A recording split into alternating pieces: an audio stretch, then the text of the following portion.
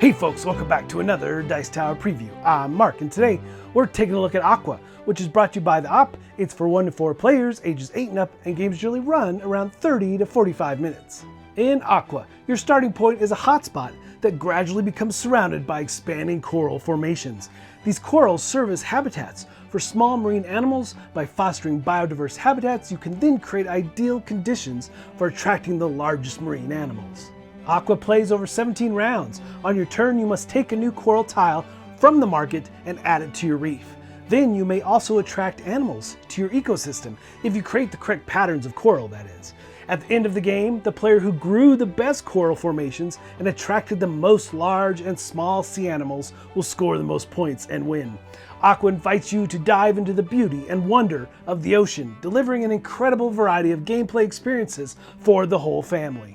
So not only is this game absolutely beautiful, but it is super puzzly and also very easy to learn. However, there's a lot of strategy around how you best put together your reef in order to score the big points through these ecosystem tiles, as you can mix and match those up every time you play to keep the game very interesting. Now, there's some constants of how to score. You're going to be scoring the small animals, the large animals, and your reef around those animals. Any time you have 4 of the same color around animals, that's considered a reef, so you'll score that as well. So it's a really interesting aspect as you move beyond that, and you could just use that in your family games if you want the more simplified game.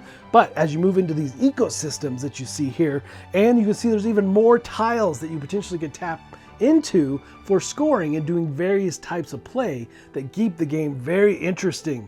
And how each of the small animals relate to those ecosystems really changes up the game every time you play. So there's really 3 main phases around creating your reef and building it out. So first, again, we're growing our reef. Secondly, we're creating habitats for the small animals and for reefs to grow around your coral bed. And then finally, you are creating a biodiversity by bringing in bigger animals based on the different patterns and formulations that you've done on your coral bed.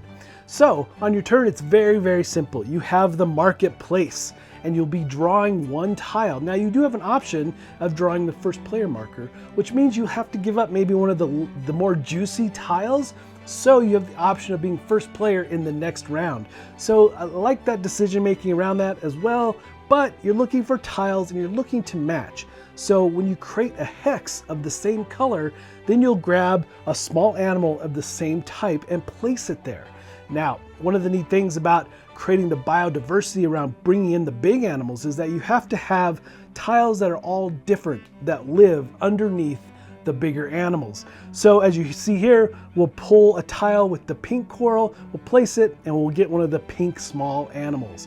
Placing it there, and we've created a pattern already. And what's interesting here is that you have to, if you're going to place one of the large animals on this position, then you have to do it now. You can't do it later unless you use a different part of it in some way where you're going to be placing the large animal on top of the last tile you played. Now, what's important about these coral tiles is that when you place it, you only have to match one side or one color to one color. And sometimes you're creating that hex in order to bring in a small animal, create that habitat. Other times you're creating a reef of the same colored type in order to score against it in the game, like I said. So lots of options in how you best puzzle out what you're doing. And then you'll see all the small animals have a number value. You'll just score those straight up at the end of the game. Same with the large animals. However, the large animals decrease in value as you move down through the stack. So if you create a pattern for one of those, it's advantageous to try to grab that top tile before anybody else does to get the maximum number of points. So you'll continue playing this way, drawing tiles, building out your coral, making those habitats, bring in the large animals until you've run out of all the coral tiles, and then you're going to score.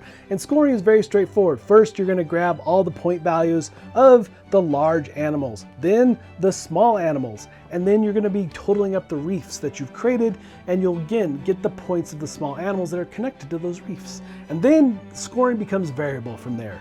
In the case of these large animals, these are the kind of the core tiles that you see here in front of me. These will score based on the number value here for every, in this case, yellow that is in your coral reef. You'll score 2 points for each of those times however many you have of the large animals. So All of those will work the same, but then as you dive into more different types of scoring, things change up quite a bit. So all of these advanced tiles that you could put into play, and you can just randomize how you're going to use these ecosystem tiles, but you'll have very different things here. For this one, for the green turtle, for every native animal you have next to a green turtle, so the pink, you're going to be scoring 3 points.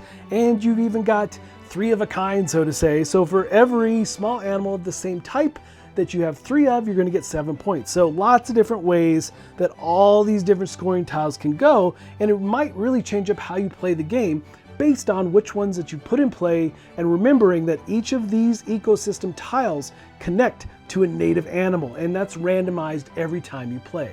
All right, folks, just a reminder once again, this has been a Dice Tower paid preview, and everything you've seen here is done and ready to go. Yes, this is a published game.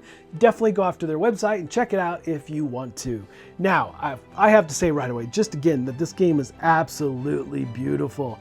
I love the puzzly nature like we talked about, and how it can really change up every time you play based on the scoring.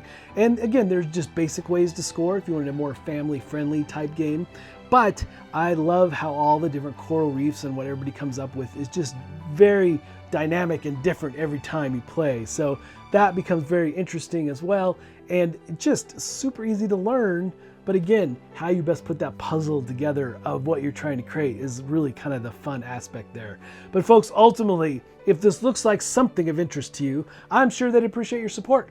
So I think that's it from me. And until next time, we'll see you at the table.